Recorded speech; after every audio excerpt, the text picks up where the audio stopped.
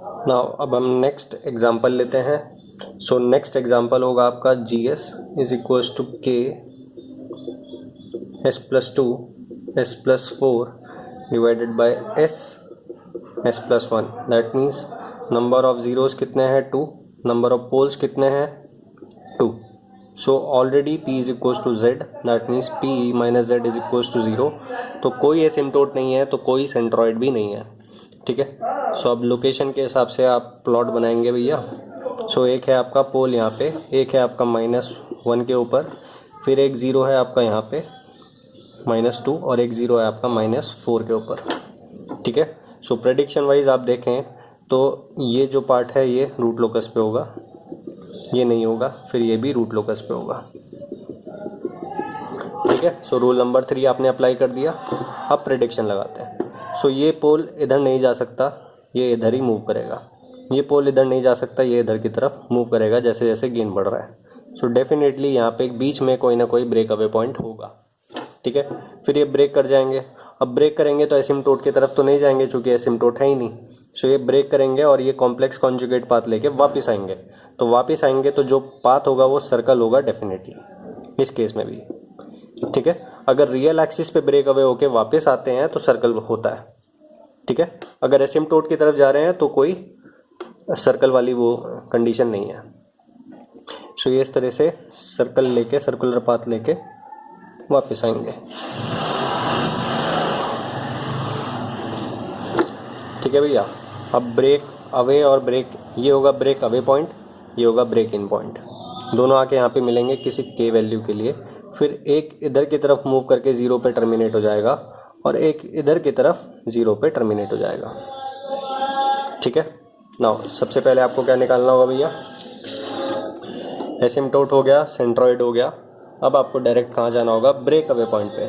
So break away point के लिए numerator को डायरेक्टली ऐड कर देंगे तो S² plus S plus K, S+2 और S+4 को मल्टीप्लाई करेंगे तो आएगा S² plus 6S plus 8 is equals to 0, ठीक है।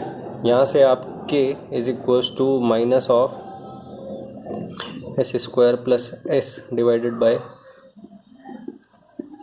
6S प्लस 8 ये लगाएंगे। फिर उसके बाद dk/ds इज इक्वल्स टू 0 करेंगे।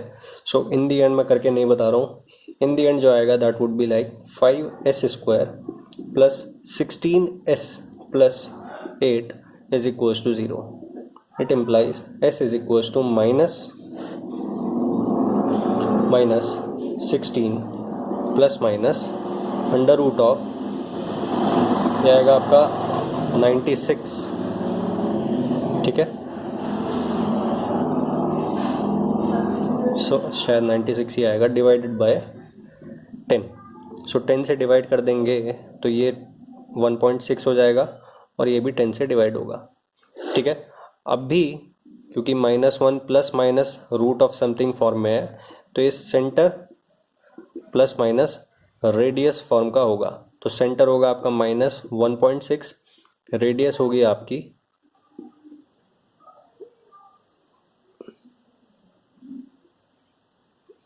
अभी फ़िलहाल के लिए, सो दैट इजी कैलकुलेशन हो इसलिए इसको 100 ले लेते हैं, ठीक है। तो ये हो जाएगा 10/10, दैट मीन्स रेडियस नियरली 1 समझ लो, ठीक है। सो रेडियस नियरली 1 ले लेते हैं फॉर द टाइम बीइंग। सो भैया आपका -1.6 किधर आएगा, यहाँ पे आएगा, ठीक है। तो ये सेंटर होगा और रेडियस कितनी होगी, नियरली 1, ठीक है। सो ये आके मिलेगा। अब आपको 2 पॉइंट्स तो निकालने ही है डेफिनेटली। सो -1 प्लस माइनस ये करोगे तो 2 पॉइंट्स आपको मिलेंगे।